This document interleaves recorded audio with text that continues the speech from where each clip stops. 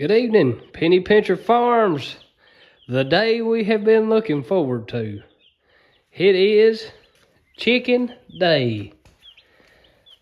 Guys, we have been so excited over something so small for so long. We ain't been able to stand it.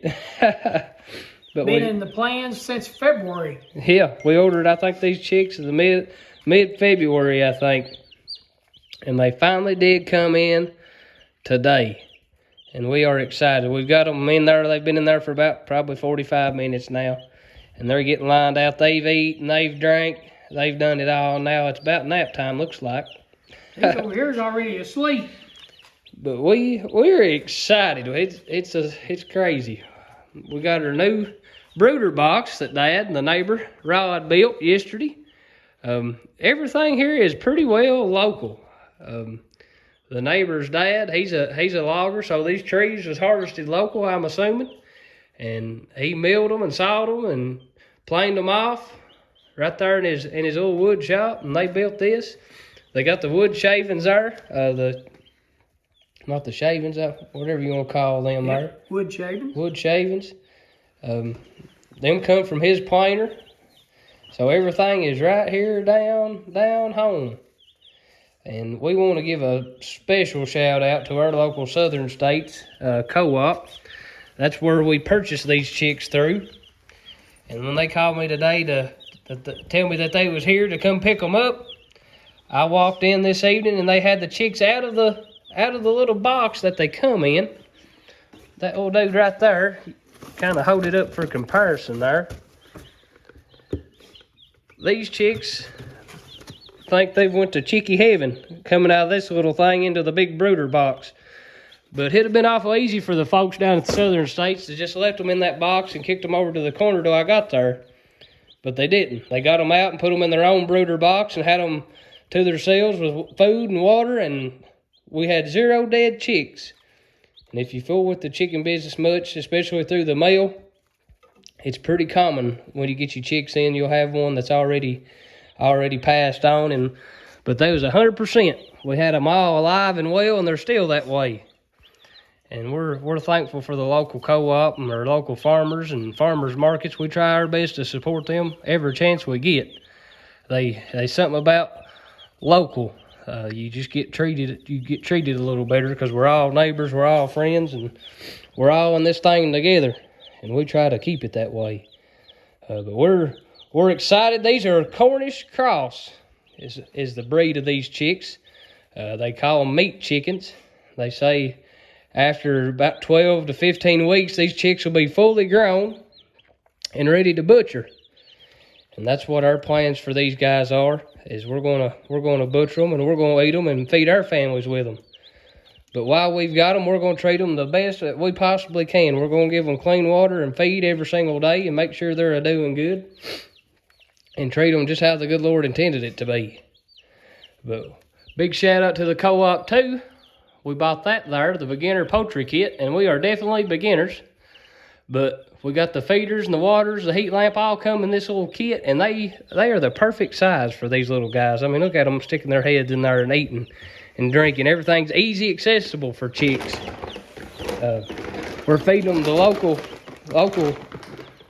starter and grower feed that the Southern States sells. So we're just trying to support them every bit we can. And eventually, when they get grown up in our garbage back there's our wood shavings, that's going to be, we've used those a time or two, as you can see. That's what we're going to put in the chicken tractor when we get them out on pasture. That's what they'll be eating and drinking out of. But Junior, what do you think about them? How you liking this? This is a new experience for us. He's got his chair set up, I'd imagine.